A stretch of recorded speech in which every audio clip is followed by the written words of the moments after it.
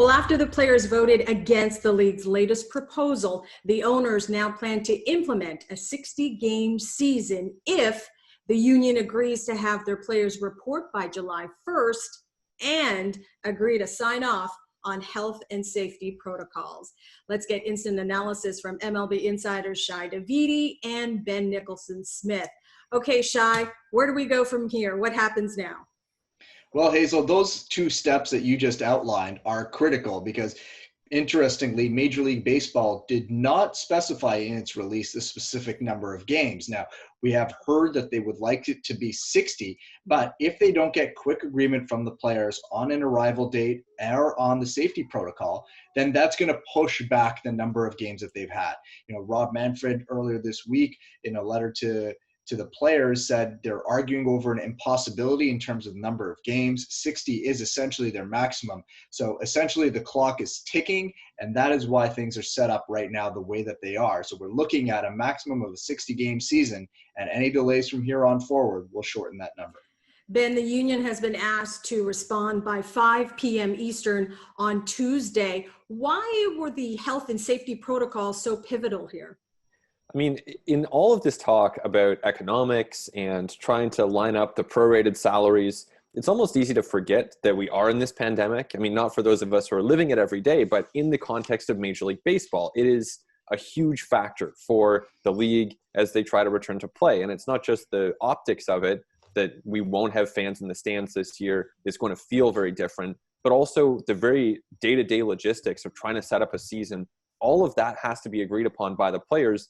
That's always going to be tough. That was always going to be a challenge. But I think especially now that we see outbreaks in Phillies camp, 8 people with COVID, there are symptoms in Blue Jays camp that cause them to shut things down in Dunedin. This is very much a developing issue and unfortunately a worsening issue in places like Florida and Arizona. Shai, the Blue Jays, as Ben mentioned, shut down their facilities because of COVID-19. If a season were to take place, I imagine players would have to start booking travel within the next few days. Question for Blue Jays fans is, where do the Blue Jays report to? Where is their spring training? Is it in Toronto or is it in Dunedin? Yeah, a lot of uncertainty there for the Blue Jays, Hazel. And speaking to someone a little bit earlier today, said nothing's been finalized on that front. There was one idea that's been floated that they could possibly share Tropicana Field with the Tampa Bay Rays. That would make it easier for them to be in Florida. And if they had to play their regular season games potentially back at Dunedin, there was a discussions earlier that the Blue Jays would actually play their regular season games either at Tropicana Field or Marlins Park. The Blue Jays all along have wanted to get to Toronto, have been working to play their home games in Toronto. That's still the ideal scenario for them, but there are still some hurdles for them to cross or to get over before that could happen. And so right now, there's just a lot up in the air for the Blue Jays on multiple fronts. Shai, I'm going to stay with you. If there is a season, it has been a difficult road to get there. It certainly has been a contentious negotiation. Tell us about this relationship moving forward as far as negotiations past 2021.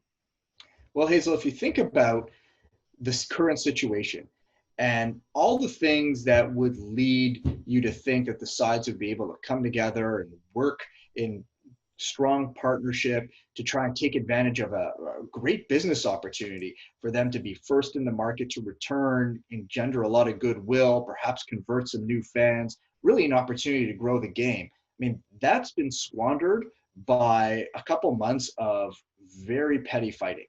Yeah. And if they can't figure it out at this point in time with all the incentives in place, with all the circumstances that are going on, what does that say about how they're going to negotiate, not just a return to play for one portion of a season amid a pandemic, but a business relationship over 5 years? I mean, there's a substantial amount of dysfunction in this relationship.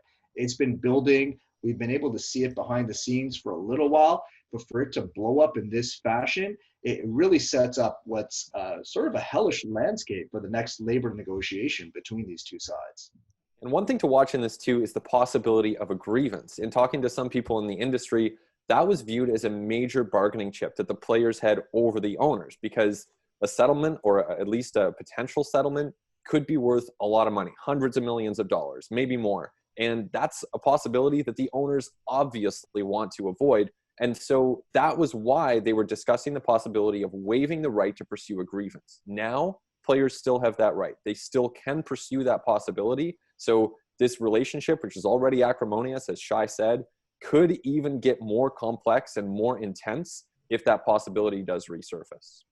Well, if things go well, Spring Training 2.0 will kick off next week.